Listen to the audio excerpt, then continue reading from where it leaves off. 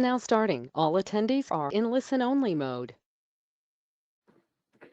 Good afternoon, everybody. Thanks for attending this webinar on winter outlook for gas and electricity.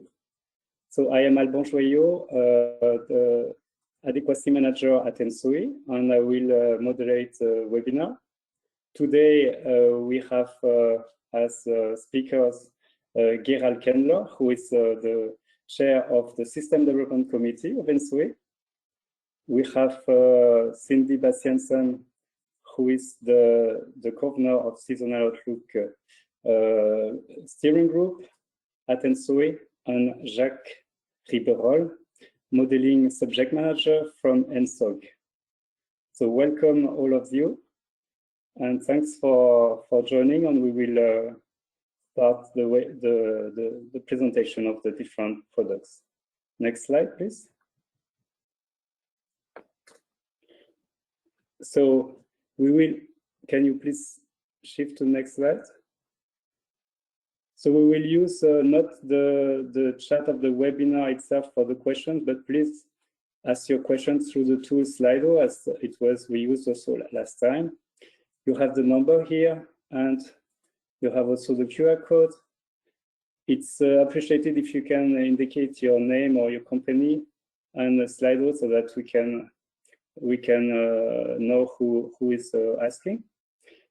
And yes, for information, this webinar will be recorded and will be published on our website.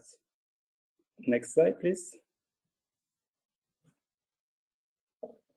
So here, if you want, you have the Slido code, but you will have it in the coming slides. So also I've put it on the chat, so you can enter it.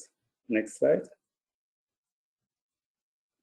So today we have 1 hour, and we want to have sufficient time for the Q&A sessions, and be free to ask your questions during the webinar in a written way using the Slido tool. We will first have an introduction by Gerald Kendler, then the electricity winter outlook presented by Cindy Bastiansen, and then the gas winter outlook presented by Jacques Riberol. And then we keep the time for the Q&A. Next slide.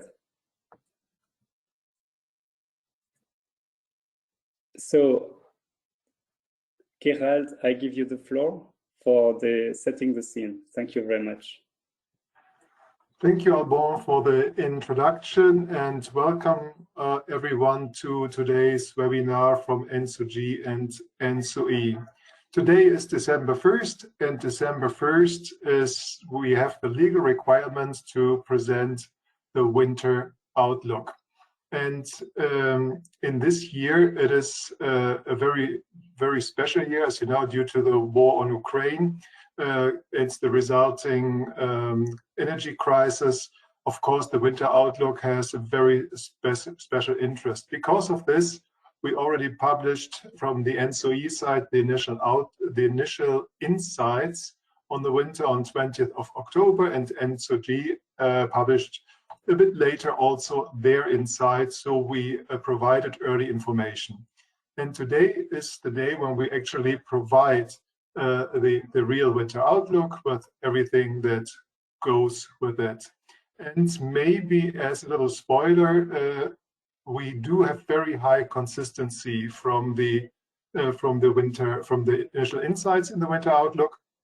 And what we did lately is we updated, of course, many figures. We got new information, and we also got input from the stakeholders, from you last time. We could use also this information, and we had one request, and one big request that reoccurred, and that was that we actually make not only several sensitivities, last time we did 4 sensitivities, but a combined sensitivity. And this is one that Cindy will present a little bit later on. At this stage, I really would like to state preparing the winter outlook has been a lot of work for ENTSO-G, for ENTSO-E, for the TSOs, for the member states, for the Commission. And I can just say we had really, really excellent cooperation along the way, and without the really hard work and the excellent cooperation between all players, this would not have been feasible. And there, a big thank you for everyone who contributed and for the really good work in a situation of crisis. And here, and building on this, we have two specific aims. One is, of course, to give authorities, market actors, and of course policymakers fact-based information of what the situation looks like. And the second is, of course, to initiate actions. And here, I think I would state our key message that cooperation, European cooperation, is key to overcome the crisis. The more we cooperate, the better we can come through the upcoming winter. And as a final thought, please note that, of course, this is the most updated information. It is coordinated across all member states and all TSOs. At the same time, some TSOs are making updated reports. They have new requests. So in case other material comes out that maybe shows a little bit different figures, it is usually because of a different point in time when the request was made, different request. So there will be national updates, and we could also maybe update some questions in case of need. And so there will be more things going on the more information we have, but be assured we coordinate everything in the background. And with that being said, I would really like to pass on the floor to Cindy now, who can give you an update on how we approach the winter outlook and, of course, on the results. Thank you very much.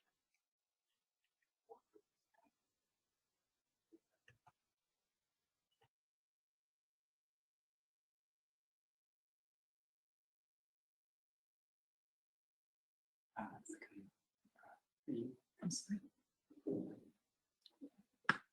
It's an introduction slide so we will start with the winter outlook on electricity. I think it's maybe just to say a few words that the winter outlook, it's not the only report that ENTSO-E is publishing. So there's also the TUNDP and the ERA, but these are two reports that are focusing more a few years ahead. So again, maybe just to pinpoint today the winter outlook, it's really to focus on the upcoming months. So the focus that we have here today, it's really like as from December until the end of March. The period thereafter, we have to still think about, okay, do we again have to go for an early insights? But the results that we will show today is really focusing on December up to March. And so I'm sorry? Just ask again. Yes, I'm really sorry, but the slides there is a delay on the slides, and I'm still in the introduction. Perfect. We can still go one further, please. Perfect. So this was already somehow introduced by Gerald. So we started with the winter preparation already in a very early stage. So it was already in July that we knew that it would not be a normal winter it would be a special winter. And so this is why already with the summer outlook, we published some first insights, because we already knew, okay, but what is ongoing on gas? And so we already checked with, or based on the model we had for the winter or the previous winter, what kind of messages we could calculate or what kind of volumes we could calculate to give some early messages on the gas and making the link with the gas supply from Russia. And this is how, in a second step, we came to this early insight report, where we switched really to a winter model. For this early winter model, we did an early data collection in July. Here, the focus was on data from October to March. Of course, if now today we present still data for October, it's kind of strange. So the new focus for today, or the official winter outlook, will only focus from December to March. But on the early insights, what we already published in October, here the winter period was October to March. As Gerard already said, we did not only look at the reference scenario, because we knew that there were quite some uncertainties among, for example, some additional unavailabilities of nuclear. We had some constraints on fuel supply, so typically coal and lignite in Poland and Germany. There were also a lot of questions on the demand. So we also had a sensitivity just looking at, okay, but what if the demand increases? On the other hand side, we also had some sensitivities that gave some insights on, okay, but what if you are going to reduce the demand? Because also from a regulatory point of view, there were a lot of discussions what to put in regulation. Was it about a 10% of overall load reduction, or it was a 5% peak load reduction? In the meantime, we also know what is really in regulation, what is mandatory.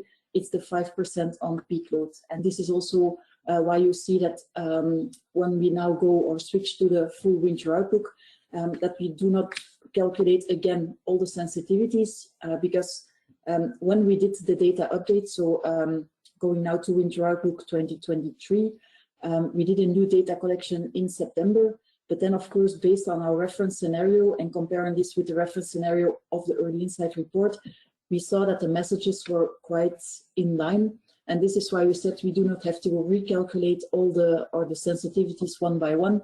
And as Gerard already said, there was this push to go to this more combined sensitivity. And so at the end, we ended up for our full report with 3 scenarios. We have a reference scenario, which is the normal demand. Then we look at the reference scenario with a lower demand, where we really focus on this peak load reduction of 5%. And then we have the combined sensitivity. I did not yet explain it, but what we already started implementing in July was really looking into these critical gas volumes, or the calculation of these critical gas volumes, which gives some indication how much we are dependent from gas from an electricity point of view. But once we come to these results, I will also explain you exactly how to understand the graphs on the critical gas volumes. So I think with this, I think it explains a little bit what we are been doing the past months. But today, again, I will present the results of the December update of the winter outlook. But you will see in the slide, sometimes there is some reference made to the early insight. So this is again the report that was already published on the 20th of October. So here it's a bit a recap on which kind of results we will look at today. So as already said, we will look at the reference case for the normal demand, and we will also look at the reference case where we go for the peak demand reduction. Again, we only look at the 5% peak reduction because this is now what is in regulation. And then, as already said, we will look at the combined sensitivity. And the combined sensitivity, this is a combination of a lower nuclear availability and some constraints in fossil fuel supplies. I think it's already set, but the period that we focus on is December to March. We only look at available market resources, but if there are some adequacy issues detected, then we, for example, for the normal demand scenario, we also did a calculation with some non-market resources that are available in some of the countries, just to have a look at whether this solves all the adequacy risks, yes or no. For the simulations, we put gas at the end of the merit order, because then we can really make this link with what is the critical gas need for electricity. And I see that there's a small pressure to go immediately to the results, so let's jump into it. So this is the first result for the reference scenario for the normal demand. So here we really see that there are higher adequacy risks compared to previous winters. And also, if we look at the distribution, we see that there are more stress periods between January and February. In some countries, we see already some issues in December. In the meantime, we also know that the temperatures for the next weeks probably will keep quite high. Or not that low, not a cold spell. So also somehow these problems are probably already somehow mitigated. So if we then deep dive a bit into the more country level or to country level, then we see that the highest adequacy risks are detected in France and Ireland. So in France, this is really related to the low nuclear availability of their during the coming winter. In Ireland, it's more because of this uncertainty in the import availabilities, mainly from National Grid, also France. We also see some risk emerging in Sweden and Finland. Here, if we compare to the early insight report, we see more an adequacy risk towards Finland. Before it was more Norway. Here in Norway, I think we can say that it was more linked to the hydro levels. and this situation improved compared to the previous insight report. And then, of course, we also see these small islands in the south, so Malta, Cyprus. These are adequacy risks that are popping up each winter. If we then look at the graph on the right, so this is already said somehow. So we see this distribution of adequacy risk. So it's not for all countries that it's constant over the winter. We see some higher risks in January and February. And as already said, the risks are not excluded already in this year, but probably the most risky period will be January and February. If we then switch to the next slide, then this is the additional run that I talked to you about on the non-market resources. So non-market resources, it's resources that are available in some countries, but as already in the name, they are not in the market. So it's really, in case there is an adequacy issue detected, then it's resources that some of the countries have available. It's not a lot within Europe, but here we see that, it's mainly in Malta and Sweden that we really see that these non-market resources reduce the adequacy risk. For example, for France and Ireland, we see a small improvement, but not really significant. So it's really helpful for the countries where there are these non-market resources, but for the rest, the risk stays somehow the same. If we then jump to the next results on the normal demand scenario. So as already said, so for all the scenarios, we calculate this critical gas volume. And it's really, from an electricity point of view, it's somehow to give messages on, okay, but how much are we still dependent on gas? As we do a probabilistic simulations, it means that we have multiple years at our disposal, and this is why we make these kind of box plots saying that, okay, it's not for every winter that we will have the same gas demand. This is really strongly dependent on weather conditions. And this is what we try to show on the graphs when we look at these critical gas volumes. So maybe just let me explain in a few words. So what you see on the graph on the left, so on the orange dots, so this is the historical data that we got from Eurostat. And then the box plot, this is coming out of the simulations from ENTSO-E. And so you see there is quite a huge spread between the maximum and the minimum. But this is really to be explained by this large spread depending on weather conditions. And then the critical gas volume, we took as a definition that we take really the highest gas need that we see in all our Monte Carlo years. And then we see, of course, on the graph for the normal demand scenario that you are still very, very dependent on gas. But if you, for example, compare this with what is now stored in gas, then we see that it's about 1/3 of the working gas volume in Europe. We see the major volumes in Italy, Germany, Spain, France, and the Netherlands.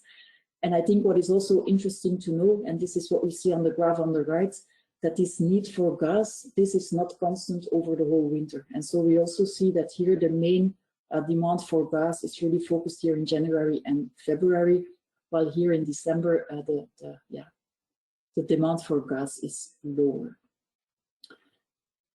And then we can go, I think, to the next scenario, which is the reduced peak demand. So here, if we compare to the normal demand, we see that there are some reductions in the adequacy risks, but we see that the adequacy risk is not fully, there is still an adequacy risk, again, mainly in France and Ireland. For the other countries, we see a reduction, but it's mainly in France and Ireland where we still see these loss of load expectation hours that are higher than 3 hours. So for a lot of countries, we have this threshold of 3 hours, and here we see clearly that we are still above, so about 9 hours of LOLE because of this 5% reduced peak demand.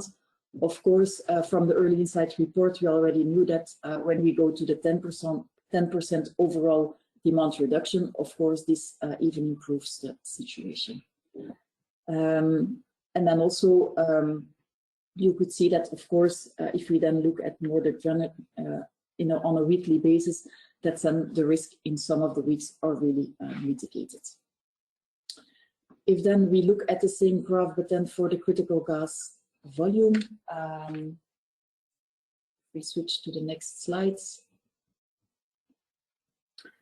So it's because we're only topping off the peaks in this scenario, the impact on the gas demand, it's quite low. So we see a reduction, but it's a reduction of about 3%.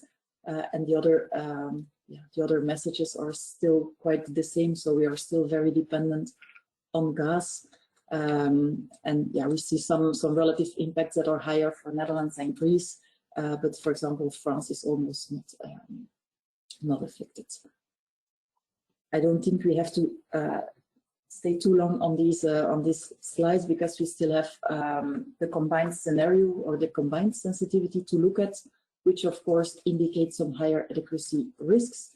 So maybe before we jump into the results, let's just repeat on what is exactly in this scenario. So there is already a low nuclear availability in France, but there is even a higher risk that this availability is still lower than predicted. And this is why we set to implement an even lower nuclear availability in France. So it's a reduction of -5 gigawatts. And we also see some prolonged unavailabilities for Finland and Sweden. And then for the limitation in fossil fuels, here we see a reduction or a limitation in Germany and Poland. And we applied this combined sensitivity on the normal demand scenario. So not the 5% peak demand, but we started from the normal demand scenario. If we then have a look at the results. So if we jump to the next slides. Then of course here we see some other countries popping up. So it's mainly Poland. Before in Poland there were no adequacy risks detected. Of course, with these additional fuel supply limitations, we see also now adequacy risks popping up in Poland. And there is also some significant increase in Finland and France. So for example, for France, we go from 20 hours of loss of load to 70. And then for Finland, we go to 0.1 to about 11 hours of LOLI. We also see that, for example, for Finland, the risk is really continuous. And then for Poland, we see the main risks in January until the end of the winter. So, of course, this combined scenario, if we compare this with the early insights, we see that the same issues are popping up. So it's not by combining, it does not improve this, or it does not improve the situation, of course, but it's not that now we have completely new messages that are popping up either. And then, of course, this also have a huge impact on the need for gas, because, of course, if we are having less nuclear, we are having less coal and lignite, then, of course, it is more gas that we need. And this is what we see on the next slide. So we have about an increase of 12% of additional gas needs in this scenario. Can we please jump to the next slides? So here, as already said, it's the 12% of upward shift. The impact is not the same for all countries. So here we see, if we look, the relative impact is the highest for Finland, Poland, and Czech Republic. But of course, yeah, we still see the highest gas volumes in the countries that were already mentioned before. And then I think this brings us already somehow to the end of the results. I think we have one slide that summarizes a bit all the messages for the upcoming winter. So if you jump to the next slide. So I think it goes without saying that there are really some tight periods foreseen over the coming winter. The situation can be critical. Of course, there are still some operational measures that can be used. There are really some parameters that we have to monitor closely, like hydrological situation, also the nuclear availability. We talked about the demands. We talked about electricity supply. And of course, if all these uncertainties come together, it does not help the situation. And of course, in case of simultaneous scarcity situation, it really becomes tricky if countries really need the same amount of energy. Again, we talked about some sensitivities. They can materialize. So if this happens, then we really have to work together. We cannot stress it enough. I think now we have a good detection of potential risks, but then of course afterwards we really need this detection on a shorter term time scale, so that we can really coordinate all measures, so that we can be prepared, that we coordinate among countries, not only on TSO level, but also with member states, not only on a national level, but also on a regional level, pan-European level. It's not only the TSO matter, but it's really impacting all market participants. And again, I cannot repeat it enough, but this transmission exchange capacity remains really crucial if we talk about system adequacy. Because if really every country is going to play one by one, then the values are, or the adequacy risks are even a lot higher. And this is also somehow what we wanted to stress in the last slide from electricity point of view. It's really, if we jump to the next slide. So it's really to stress again this collaboration or this coordination that we really need, not only from a national, but also from a regional European view, not only from planning point of view, but also from market integration point of view. And then of course, once we move to operational coordination, then we really need this coordination on all levels. And I think with this message, I can stop the presentation to give still some room for questions at the end, and then I can give the word back to Alban. Thank you very much, Cindy. So I see there are already questions, but I propose we have the ENTSOG presentation for the gas side, so that we have the broad view before answering the questions. There are some questions on the nuclear availability in France, for instance, the coal in Poland, and also the Russian disruption of gas. So I propose to give the floor to Jacques. If you go to the next slide, please.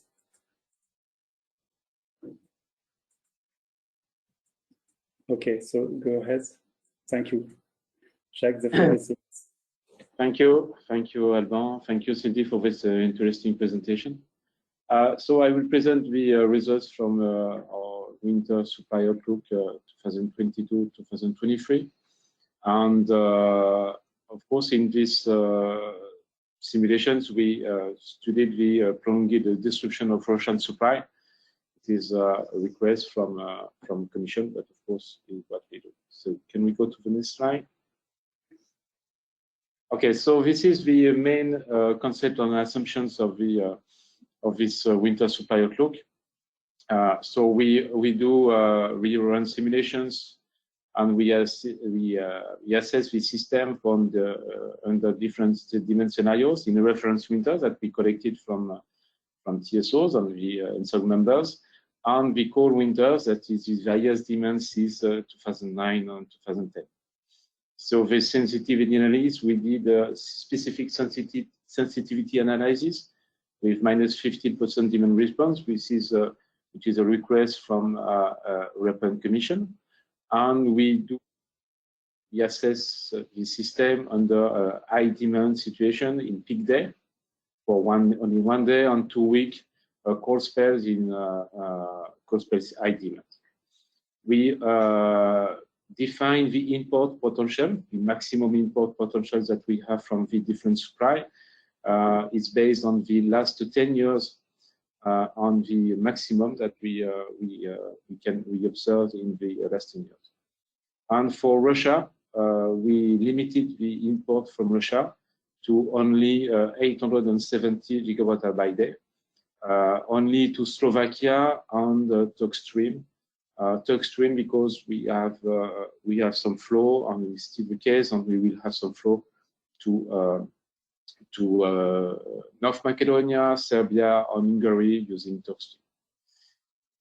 So this at the 1st of October, we will be close to 90% of the working gas volume in storages, so close to 1,000 terawatt-hour.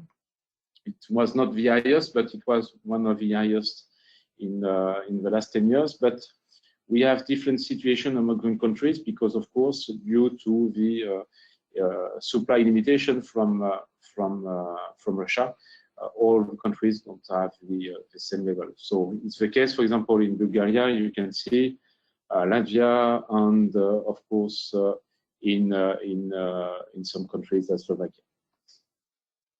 So we can go to next slide.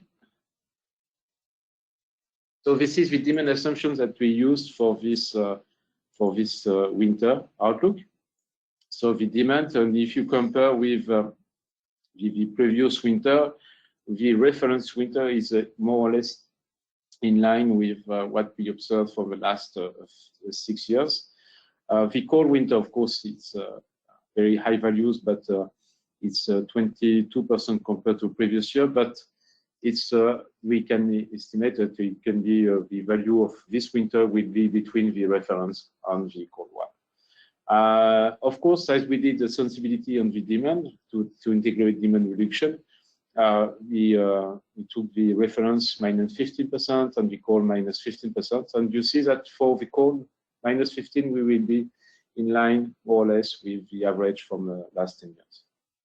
For 2 weeks on peak, you have the graph, and you have a good idea about the demand values. But we are for 2 weeks, we are close to the average. But for peak, we are still on the highest value that we never met before since 10 years. So we will have a good idea of the consequence of high demand in these simulations with the cold and the cold -15%. Can go to the next slide. So, okay, so this is the first results in reference on cold winter without any supply disruption. So we are in the reference case for a reference winter scenario, demand scenario on cold winter. So you can see on the left side the storage's behavior. So we will start with 89%, which was the level in 1st October. We continue to inject a little bit some gas in the reference winter scenario, but at the end we finish at 90% of gas in at the end of winter. So it's not a problem for winter, but of course for summer it will be an issue to inject enough gas for the following winter. So today we don't have any risk of demand curtailment because in this reference winter, but in case of cold winter, we have a risk of 10% of demand curtailment. And because of cooperation between all European countries, you can see that this curtailment is shared in all countries. That means that you don't have any bottleneck in the infrastructure to share and to limit the cooperation between countries, that all the countries should cooperate and mitigate this curtailment to 10%. In this slide, you can see that with -15%, with -15% demand reduction, we can reach 30% in reference target in the reference winter for the target in storages. So it's a good thing for the following winter. But we can reach only 20% in cold winters. That means that if we reduce the demand, we will have no risk of demand curtailment, and we target the storage level at the end of winter will be higher than with the demand submitted. So it's a good thing, and it's what we can observe at the moment. We can go to next slide. The supply mix, what you can see is that in the reference winter, we have a very low supply from Russia. The value of supply Russia is very limited to lower than 1,000. Okay, and in the cold winter, we have demand curtailment, and you can estimate the adequacy gap because we can't satisfy demand. And you have a map with 2% of demand risk of demand curtailment. Is in case of cold winter, if we are more, we increase the LNG supply in all Europe, thanks to the terminals that we have now in Germany, in Finland, and in the Baltic countries, because we will mitigate the demand curtailment in these countries. And of course, it's better for the other countries that we will have less cooperation for these countries. So today, we will limit the supply potential in all cases, and with 2% with additional LNG, it will limit the risk of demand curtailment to 2%. Can go to the next slide. Under high demand situation in 2 week and peak, we have a risk of demand curtailment of 10% demand curtailment at the maximum in cold winter scenario only. In reference winter, we don't have any risk. And in peak day, in reference on cold winter, we have a risk of 6% for reference winter and 18% for most of the countries and 27% in the Baltic states and Finland. And you can observe that we have only 9% in the Iberic Peninsula, so in Spain and Portugal, due to large access to LNG supply in these countries. We can go. So what is important here is that if we demand reduction, 15% demand reduction can fully mitigate any risk of demand curtailment in all cases in 2 week cold spell on peak day. That's why it was interesting to mention it. We can go to the next slide. Okay, so now we did exactly the same simulations, but with a full Russia supply disruption. So remember that we were limited to less than 1,000 gigawatt by day from Russia using Ukraine import route on the TOG stream. So with a full Russia supply disruption, we are at 12% demand risk of demand curtailment in cold winter. We won't have demand curtailment in case of reference winter, but in this case, 12% demand curtailment in all countries. That means that here we have cooperation between all countries, and all countries cooperate together to mitigate the demand curtailment to 12% in Europe. And the good news that with minus 15% demand, we have no risk of demand curtailment, and we can reach the target in reference winter to 30% to anticipate the need of gas for the following winter. So we can go to the next slide. Okay, so in the same situation for Russian supply disruption in 2 week cold spell on peak day. So in the reference winter, we have only 1 to 3% demand reduction, and we indicated here that we have some specific bottlenecks from the south to the north. It wasn't the case, and before it was the bottlenecks were from the north to the south, but with no gas from Russia, of course, the bottlenecks change. And in peak day, we have 12%, similar to what we have for 2 weeks in cold winter, but in reference winter, in peak day, we have 12% risk of demand curtailment. You have no risk in Iberic Peninsula or in Greece. It's limited to 8%, thanks to the terminals in these countries, because with the LNG tanks, you can satisfy demand for some specific days, some limited days, and it's why you have these results for the Iberian Peninsula and Greece. And in case of cold winter, of course, we go to 21% and 27% in Baltic states and Finland, and it stayed limited to 12 to 20%. With 15% demand reductions, okay, we fully mitigate any risk of demand curtailment in all countries except in Romania, because we have a specific situation in Romania with limited interconnection capacities. And in peak day, we fully mitigate any risk of demand curtailment in reference winter, and we reduce it down to 4% in cold winter. So this is very important to consider that minus to reduce the demand will save most of the situation in all scenario, demand scenario. I think we can go to the next slide. It will be a presentation of the winter review. What is interesting in this winter review that which is about the data that we consider from the previous winter.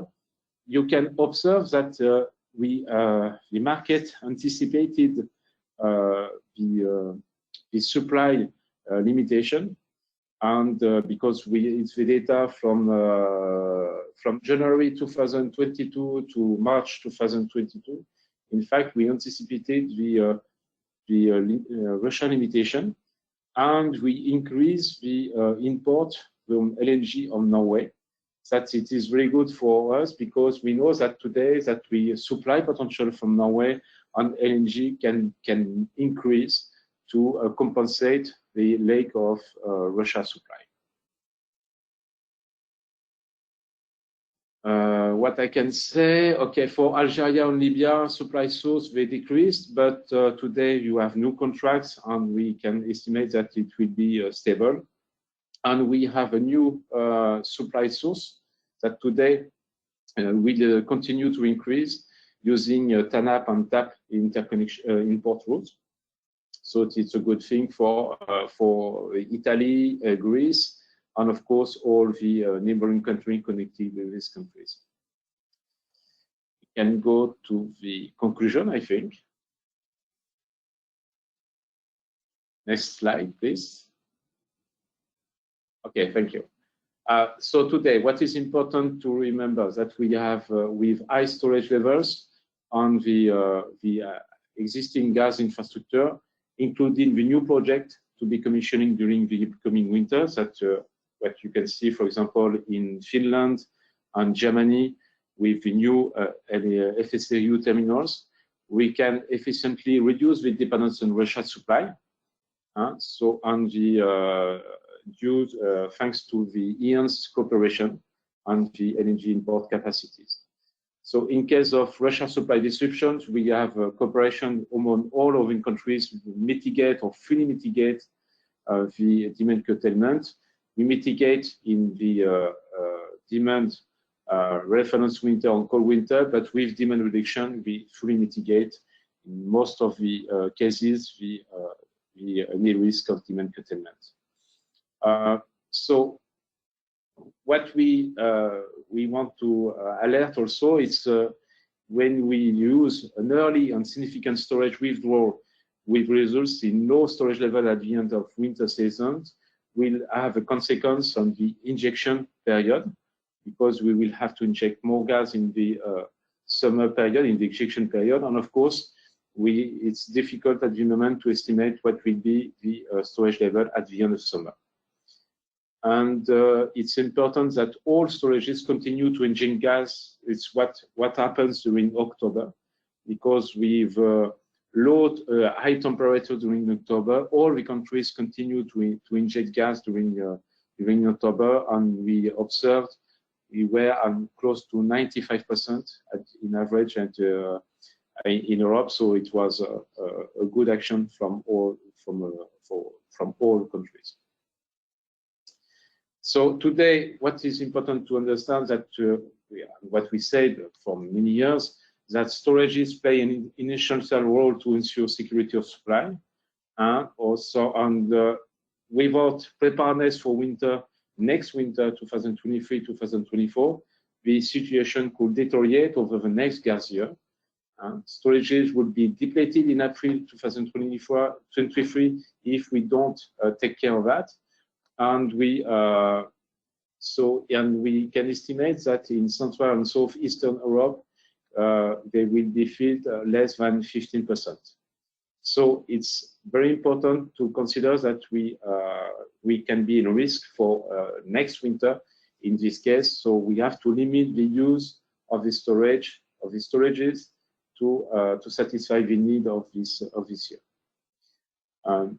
So today the gas system is also capable of cooperating, because you see that you have very low bottlenecks and only in the south. So the cooperation between all European countries are at the maximum, and that we follow and we monitor the evolution of the storage levels and import volumes for the winter, and we will report. We are reporting on the situation on a regular basis. But today we don't have any alert because of the high temperature in October, and we don't see any alert at this moment because the storage levels are still high and in all European countries, and the new infrastructure project, for example, with the this interconnections between France and Germany, the commissioning project, energy terminals in Germany and in Finland will decrease the dependence from Russia. So it's a good thing at this stage of the of winter. Thank you. Thank you very much, Jacques, for this detailed explanation, and also showing the resilience in the situation of full Russian disruption. So then we can come to the questions answer. If you go to the next slide, you have the reminding link to the Slido.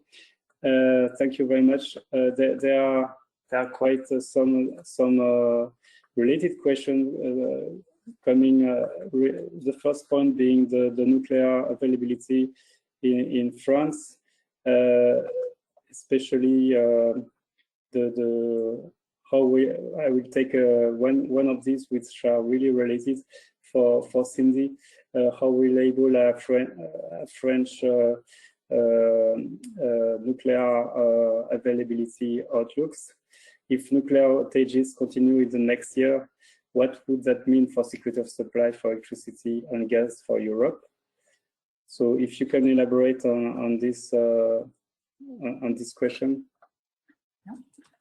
I can maybe elaborate a little bit on what kind of data that we took in our scenarios. For the early insight reports, we really followed the availability curve that was provided by RTE. So it was the same that RTE used in their national study that was also published earlier this year.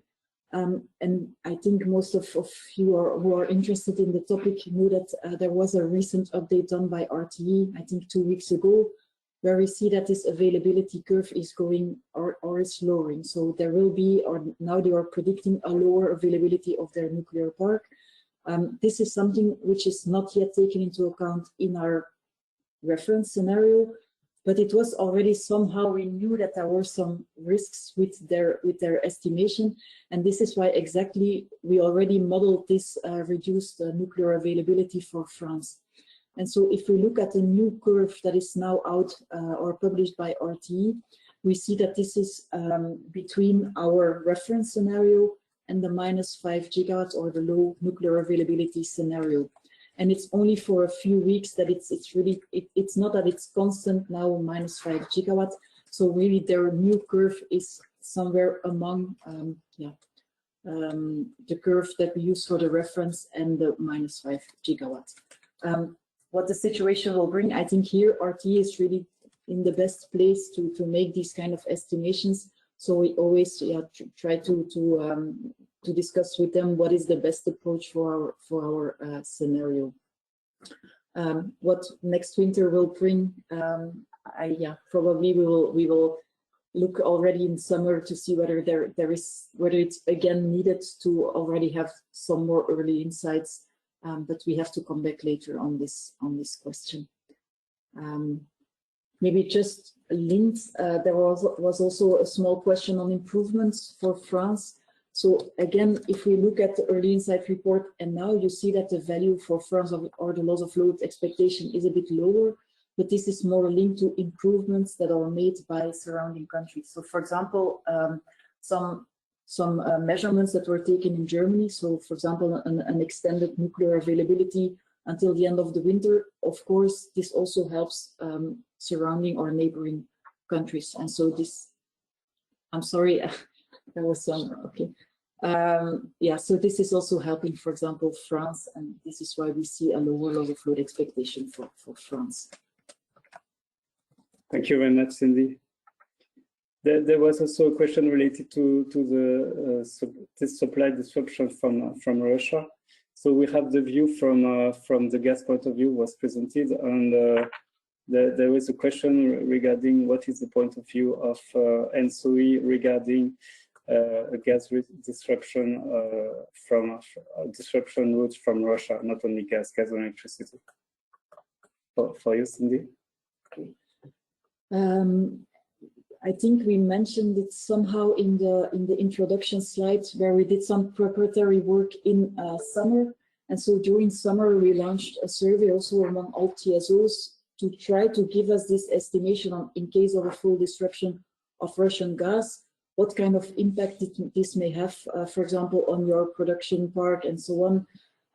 But at that stage, it was really difficult for TSOs because I think everybody understands this link between electricity and gas, and it's not only up to the TSOs to decide that, okay, will we then go for a gas disruption or will we shut down electricity to save some gas? So it's really a very difficult question to really, on a national level, capture the exact impact that this may have. And this is why during the summer we say we have to change approach, and where we really made this switch to, from an electricity point of view, we are going to indicate what is the gas needs, so that also, for example, member states, from an electricity point of view, this is the amount of gas we need. If this can be somehow guaranteed, then normally you will not create a spillover or an electricity adequacy risk because of gas supply. And this is also why, for example, our critical gas volumes, they're also now in regulation. Again, it's not up to ENTSO-E to decide that we need this kind of gas, but at least that these figures are out and that everybody has a little bit in mind what are the volumes for each country. Thank you very much. There is also a generic question, which I will ask Gerald to reply. How to make the parallel between amount of curtailment recommended for electricity and the one recommended on gas, as both do not refer to the same on final usage? Thank you, Alban. Thank you for the question. First of all, it is important to note in the electricity system, we have the renewables, we have nuclear, coal, hydro, and the gas production sort of picks up what cannot be done by the other sources. So any demand reduction that we have in the system reduces the need for gas. So this is good. In the electricity system, we have a specific situation that when we have high renewable infeed, then it is not that important to reduce the peak because the renewables are there, and if we have sufficient renewables, we are on good track. So it's not so much the absolute situation, but it's sort of the residual between renewable and the maximum loads that we see there. And so in principle, all reduction is good, but not to the amount that we actually hurt the industry. And so the Commission made the proposal of reducing 5% of the peak, and of course acknowledging that every demand reduction helps, as was shown in our analysis and was also shown in the ENTSOG analysis, because also I think it was quite clearly shown that the 15%, which also comes in the regulation, is very helpful, because if this is met, then we can have the storage at the system. So I think both systems have a little bit different starting point, but demand reduction is in principle good, but it's all a trade-off also of having our customers supplied. Thanks a lot, Gerald. And there is a related question from Cuba Greenpeace. In the winter outlook early insight, you have been stressing electricity demand reduction by 10%. Overall, could you explain what had changed since October? Okay, yeah. I think it's quite simple. I think at that point of time, the regulation was not approved and both things were still in discussion. So the discussion was, should we have an overall demand reduction of 10% or should we have a peak reduction of 5%? In the end, the solution was to have a peak reduction of 5%, and this was what at that time we reflected both to give the fact-based information, and now we took what is in the regulation. I think, Cindy, that is correct. Absolutely. Okay, thank you very much. There was a question related to Poland's coal limitations.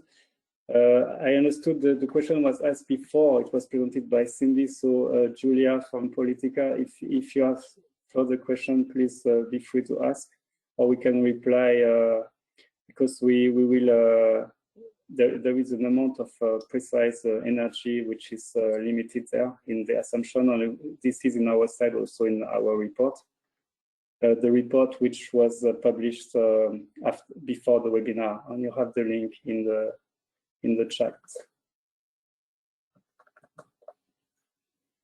And the question for ENTSOG, there is a question related to gas. Jacques, I will ask you to reply. Is there a target level in percentage to keep some gas in the storage, thinking of 2024 winter? Or what's available in storage now can be used totally this year?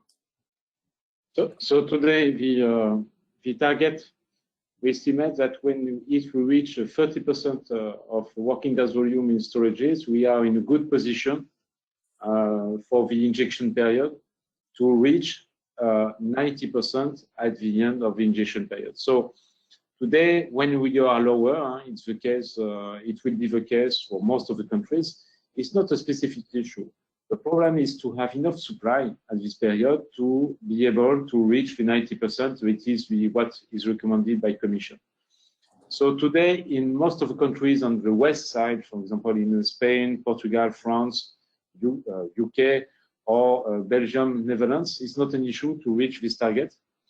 But for the other countries, of course, directly impacted by the supply limitation from Russia, it's very difficult for them. So normally, the target is 30% on 90% at the end of the injection period. We saw already another question about the over disruption cases, the supply disruption cases that we tested. In fact, in the reference case, we have already the Belarus import supply disruption. It's not a supply, of course, Belarus, but it is the import route from Belarus is considered today because we have no flow to the Baltic states, Poland, and Finland. We don't have any also flow to Finland. So this it's already integrated, and we limited the supply, the capacities, and the supply from Russia. So it's very important to consider that today we are at the data, the value that we use for this winter outlook are representative of what we have today. It's exactly, we are in the same situation that what we have today. So we are at the minimum of what it was possible to estimate 1 year ago, and it is the maximum that we can consider today. So I think it's very representative of what we of the exact situations that we have today, and today.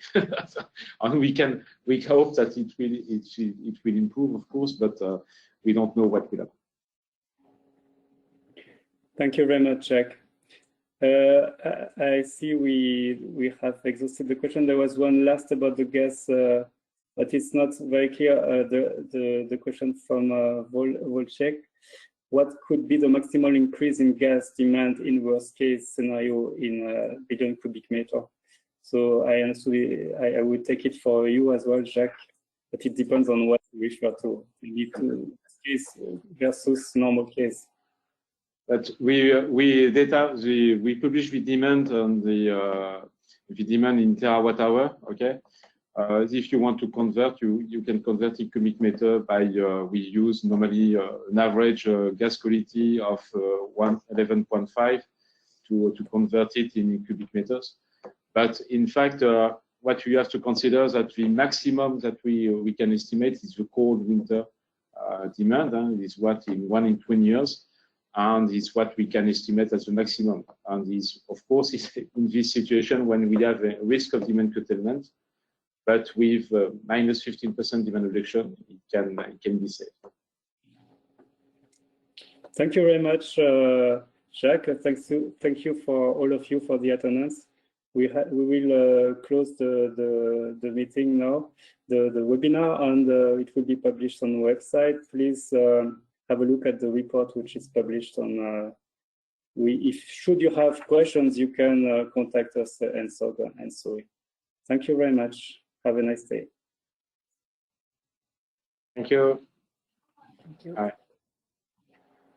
Bye-bye.